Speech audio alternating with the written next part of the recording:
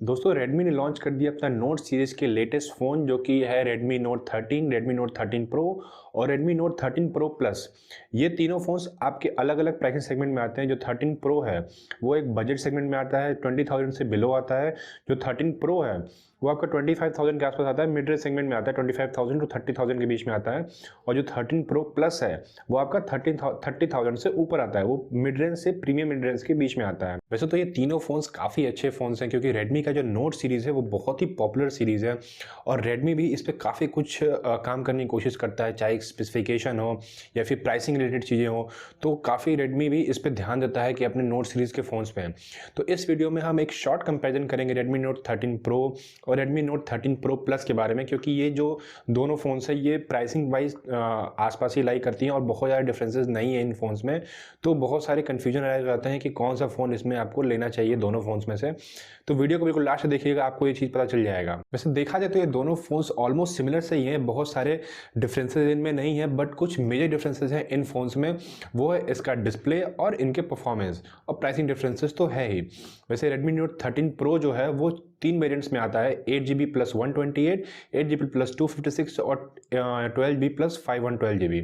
But जो 13 Pro Plus है वो सिर्फ 2 ही वेरिएंट में आता है, 8 प्लस 256 और 12 प्लस 512। तो हम जो कंपैरिजन करने वाले हैं वो हम 8 प्लस 256GB वाला वेरिएंट कंपेयर करेंगे, क्योंकि वो मेरे हिसाब से एक वैल्यू फॉर मनी होता है, क्योंकि जो 12 वाले और वेरिएंट्स होते हैं वो काफ़ी कॉस्टली होते हैं। तो मुझे लगता है कि सिर्फ रैम अपग्रेड करने के लिए या स्टोरेज के लिए आपको उतना ज़्यादा जाने की ज़रूरत पड़ती है, क्योंकि 256GB जो स्टोरेज है वो मोर देन एनफ है और 8GB रैम आपके ऑलमोस्ट सारी चीज़ें हैंडल कर लेगा। तो जो Redmi Note 13 Pro का जो 8GB वेरिएंट है वो आता है आपका 27,999 रुपीज़, और जो Redmi Note 13 Pro Plus का जो 8GB वेरिएंट है वो आता है आपका 31,999 रुपीज़। तो ये इन दोनों फोन्स में 4,000 का डिफरेंस है actual pricing wise. In short अगर बात करें तो अगर आपको इन दो फोन्स में एक फ़ोन चूज करना है, तो अगर आपको परफॉर्मेंस चाहिए, आपको कर्व डिस्प्ले चाहिए, आपको IP68 की वाटर रेजिस्टेंस वाली रेटिंग चाहिए, तो आप Redmi Note 13 Pro Plus को कंसीडर कर सकते हैं।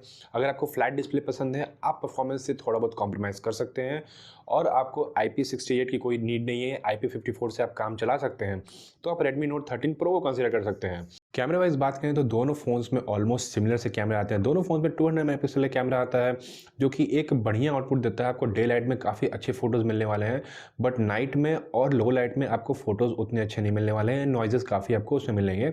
तो कैमरा वाइज मैं ये कहना चाहूँगा कि डिसेंट परफॉर्मेंस है, आपको ठीक-ठाक सही परफॉर्मेंस मिलने वाला है। और बात करते हैं तो इसका अगर परफॉर्मेंस की बात करते हैं Redmi Note 13 Pro के बारे में, तो इसमें आपको स्नैपड्रैगन का 7S Gen 2 प्रोसेसर मिलता है। ये एक मिड रेंज सेगमेंट का प्रोसेसर है। अगर इसका आप ऑन स्कोर की बात करें तो 6 लाख के आसपास आता है। तो आपको परफॉर्मेंस वाइज एक ठीक ठाक सही परफॉर्मेंस मिलने वाला है। आप गेमिंग वाइज बहुत ज़्यादा एक्सपेक्टेशंस नहीं कर सकते हैं, हालांकि आप लाइट गेमिंग कर सकते हैं, ऐसा नहीं कि आपको गेमिंग में बहुत प्रॉब्लम आने वाली है, बट हाई एंड और ये प्रॉपर गेमिंग को ये फ़ोन टारगेट नहीं करता है। तो आपको ठीक ठाक से परफॉर्मेंस मिलने वाली है, डे टू डे टास्क में आपको कोई भी प्रॉब्लम नहीं आने वाली है, आपको बहुत ही स्मूथ एक्सपीरियंस मिलने वाला है। वहीं अगर आपको हाई गेमिंग करनी है, आपको अच्छी गेमिंग का एक्सपीरियंस लेना है, तो आप Redmi Note 13 Pro Plus जो है उस वेरिएंट पे आप जा सकते हैं, क्योंकि उसमें आपको एक वेपर चेम्बर कूलिंग का भी सिस्टम मिलता है और जो प्रोसेसर है उसका वो काफ़ी पावरफुल प्रोसेसर है, तो आपको परफॉर्मेंस बहुत बढ़िया मिलने वाला है। तो इस मामले में मुझे लगता है कि 13 Pro Plus गेमिंग वाइज अगर आप फोकस्ड हैं तो आप उस फ़ोन को कंसिडर कर सकते हैं। और अगर डिस्प्ले की बात करते हैं तो डिस्प्ले आपको दोनों में सेम साइज़ का डिस्प्ले मिलता है। Redmi Note 13 Pro में आपको फ्लैट डिस्प्ले मिलता है और 13 Pro Plus में आपको कर्व डिस्प्ले मिलता है। बट जो दोनों डिस्प्ले हैं वो 1.5 के रेजोल्यूशन को सपोर्ट करते हैं, और जो उसका आउटपुट है वो कमाल का आउटपुट है।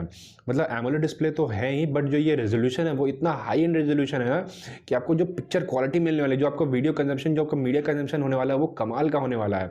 तो वो एक्सपीरियंस काफ़ी अच्छा रखा है Redmi वालों ने। और जो डिस्प्ले है वो एमोलेड डिस्प्ले है, तो ये आपको इन डिस्प्ले फिंगरप्रिंट स्कैनर भी सपोर्ट करता है। दोनों फोन्स में आपको सेम मिलने वाला है, तो इसमें आपको कोई भी प्रॉब्लम नहीं मिलने वाली है। दोनों फोन की जैसे डिस्प्ले के बारे में बात करें, दोनों फोन का जो पीक ब्राइटनेस है वो काफ़ी ज़्यादा है, तो आपको डे लाइट में फ़ोन यूज़ करने में कमाल का एक्सपीरियंस मिलने वाला है। बाकी दोनों फोन्स में डिस्प्ले वाइज ऐसा कोई भी डिफरेंस नहीं है, बस जो एक फ्लैट डिस्प्ले के साथ आता है 13 Pro और 13 Pro Plus आपका कर्व डिस्प्ले के साथ आता है। जो ओवरऑल लुक एंड फील की बात करते हैं तो लुक एंड फील में आपको 13 Pro में आपको जो नॉर्मल प्लास्टिक बॉडी मिलती है और फ्लैट डिज़ाइन मिलता है, बट जो 13 Pro Plus है उसमें आपको कर्व डिज़ाइन मिलता है और पीछे आपको वेगन लेदर का भी ऑप्शन मिलता है। और अगर हम बात करते हैं, अगर ईयरफोन जैक की बात करते हैं, तो बहुत सारे लोगों का 3.5mm जैक जो होता है वो प्रेफरेंसेज होता है। 13 प्रो में आपको 3.5 का जैक मिलने वाला है। वहीं 13 प्रो प्लस में आपको जैक नहीं मिलने वाला है, आपको ब्लूटूथ ईयरफोन के साथ काम चलाना पड़ेगा। बैटरी वाइज बात करें तो दोनों में बैटरी वाइज ऑलमोस्ट सिमिलर सा ही है। 13 प्रो प्लस में आपको 5000 मिली एम्पियर की बैटरी मिलती है और 13 प्रो में आपको 5100 मिली एम्पियर की बैटरी मिलती है। तो बैकअप वाइज आपको ज़्यादा डिफरेंस नहीं मिलने वाला है। चार्जिंग की बात करते हैं तो आपको 13 प्रो में 67 वाट का चार्जिंग मिलता है और 13 प्रो प्लस में आपको 120 वाट का चार्जर मिलता है। तो मुझे लगता है कि ये 67 वाट और 120 वाट में आप बहुत ज़्यादा डिफरेंसेस आपको फील नहीं होने वाला है डे टू डे लाइफ में। 67 वाट वाला जो चार्जर है वो भी आपको काफ़ी क्विकली फ़ोन चार्ज कर देगा। मुझे लगता है कि हार्डली 15 मिनट्स या 10-15 मिनट्स का डिफरेंस होगा, तो वो बहुत ज़्यादा मैटर नहीं करेगा। दोनों फोन्स में आपको एक बढ़िया सा हैप्टिक वाइब्रेशन मिलने वाला है। हैप्टिक फीडबैक जो होते हैं वो ऐसा नहीं कि वो बिल्कुल सस्ते फ़ोन वाला आता है वो वाला भी नहीं, और जो बिल्कुल प्रीमियम वाला होता है वो भी आपको नहीं मिलने वाला। जो बीच का होता है ना ठीक ठाक सा, वैसा आपको हैप्टिक वाइब्रेशन मिलने वाला है दोनों फोन्स में। और अगर हम सिम ट्रे की बात करते हैं तो दोनों फोन्स में आपको इनबिल्ट स्टोरेज मिलता है, डुअल सिम का सपोर्ट मिलता है। कोई भी मेमोरी कार्ड आप लगा नहीं पाएंगे, आपको इनबिल्ट स्टोरेज के साथ काम चलाना पड़ेगा। और ये थी मतलब ओवरऑल एक क्विक डिफरेंस है दोनों फ़ोन्स के बारे में। दोनों फ़ोन्स हालांकि अलग अलग हैं, प्राइसिंग सेगमेंट इनके अलग हैं, बट चूंकि ये 13 नोट सीरीज़ के ही फ़ोन्स हैं तो मुझे लगा इनकी कंपैरिजन करना बनता है।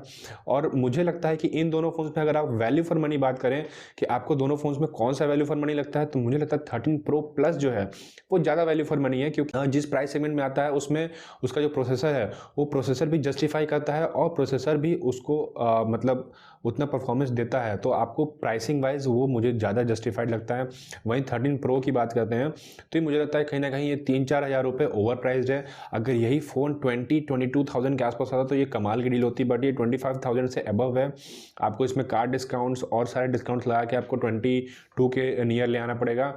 तो लगता है मुझे कि ये उतना वैल्यू फॉर मनी है। हालांकि अगर आपका जो प्रेफरेंस है और आपको कुछ 4-5 हज़ार रुपये बचाने हैं और आपको परफॉर्मेंस वाइज और कर्व डिस्प्ले नहीं चाहिए, क्योंकि बहुत सारे लोगों को फ्लैट डिज़ाइन पसंद आता है, जैसे कि मुझे पर्सनली फ्लैट स्क्रीन ज़्यादा पसंद आते हैं कर्व कंपैरिजन में। तो अगर आपका प्रेफरेंसेस फ्लैट डिस्प्ले है, आपको 3.5mm जैक आपको ज़रूरी है कि चाहिए ही चाहिए, और आपको परफॉर्मेंस वाइज आपको ओवरऑल एक ठीक ठाक से परफॉर्मेंस चाहिए, बहुत ज़्यादा गेमिंग नहीं करनी है, तो आप 13 प्रो कंसिडर कर सकते हैं। बाकी आपकी चॉइस, आप जो फ़ोन लेना चाहें। तो आप बताइए कि आपको इन दोनों फ़ोन्स में से कौन सा फ़ोन पसंद आएगा नीचे कमेंट सेक्शन में। ये वीडियो कैसा लगा जरूर बताइएगा नीचे कमेंट सेक्शन में।